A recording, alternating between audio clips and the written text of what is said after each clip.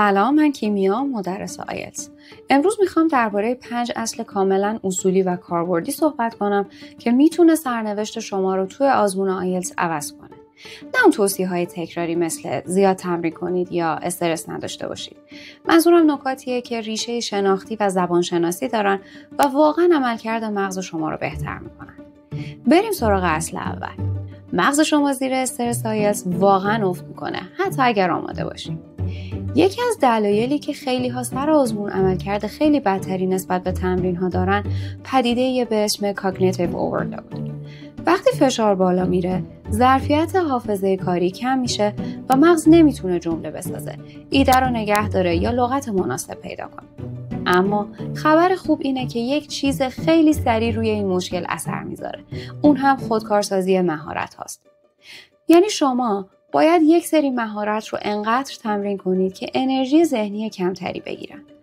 مثل شادوینگ هدفمند برای بالا رفتن فلوئنسی، دیکتوگلاس برای هماهنگی لیسنینگ و رایتینگ، تمرین با چانک ها به جای جمله های کامل. حتی اگر روزی 10 دقیقه روی چانک های کاربردی و شادوینگ کار کنید، فشار شناختی موقع اسپیکینگ 30 تا 40% کمتر میشه. اصل 2. تمرین زیاد مهم نیست. تمرین درست مهمه. منظورم دیپ پرکتیسه. بریم سراغ یکی از اشتباهات رایج. خیلی ها فکر میکنن دادن چند تا ماک تست یعنی تمرین. ولی پژوهش‌های یادگیری نشون میدن چیزی که واقعا مهارت‌ها رو بالا میبره دیپ پرکتیس هست. دیپ پرکتیس یعنی تمرکز روی اشتباهات کوچیک، نه کل کار. حالا تو آیلتس این یعنی چی؟ یعنی توی اسپیکینگ شما باید روی نقاط هزیتیشن یا همون مکس هاتون کار کنید. توی رایتینگ باید فقط روی یک ساختار یا روی یک خطا کار کنید، نه اینکه کل اسه رو هر بار بازنویسی کنید. یه نمونه تمرین موثر میتونه این باشه: 1 دقیقه از اسپیکینگتون رو ضبط کنید، نقاط مکس رو علامت بزنید و بعد دوباره ضبط کنید. این روش سرعت فلوئنسی رو به صورت قابل ملاحظه بالا میبره. اصل 3. سرعت واکشی لغت از مغز مهمتر از تعداد لغاتیه که بلدید. بریم سراغ یک بحث که خیلی نادیده گرفته شده. اونم lexical retrieval speed. این همون سرعتیه که مغز شما میتونه یک لغت یا چانک مناسب رو پیدا کنه. برای اینکه فلوئنسی واقعی بسازین، باید سرعت واکشی لغت رو افزایش بدید.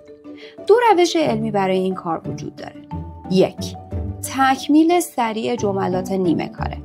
این تمرین باعث میشه مغز در بازیابی ساختار و واژگان سریعتر عمل کنه. روش 2. چانک پرایمینگ. قبل از اسپیکینگ چند تا چانک آماده مرتبط با موضوع رو مرور کن. این تکنیک سرعت تولید زبان رو 10 تا 20% بالا میبره.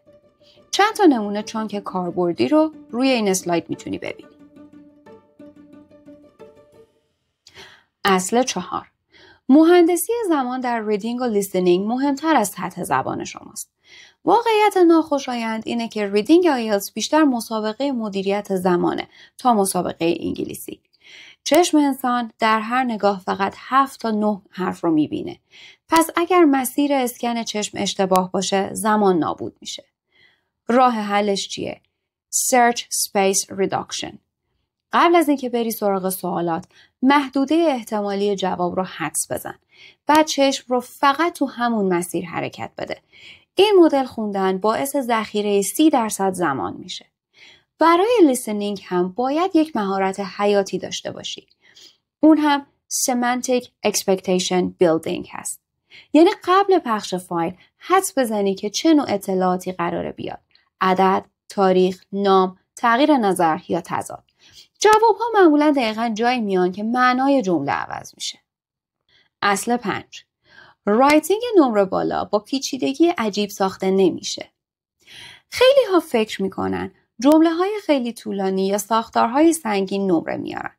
اما تحقیق‌های کمبریج نشون میدن که چیزی که نمره 7 به بالا میسازه کامپلکسیتی کنترل شده است. فرمول جمله خوب: Independent clause. یه ایده کوتاه اضافه مثل because یا which. یه فعل دقیق آکادمیک. مثال: Many governments struggle to regulate digital platforms because the legal framework is outdated. برای لغت هم به جای حفظ کردن واژه باید خانواده های کالوکیشن رو یاد بگیری.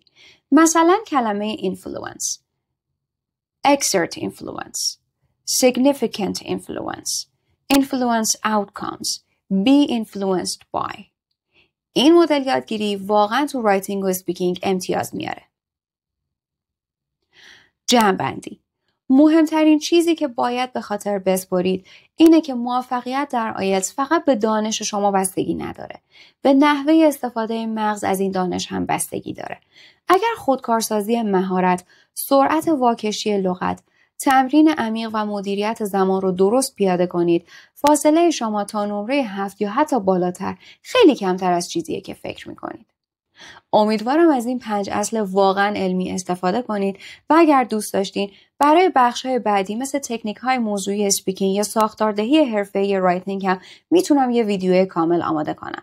کافیه سابسکرایب کنی، این ویدیو رو لایک کنی و کامنت بذاری. تو ویدیوی بعدی میبینمتون.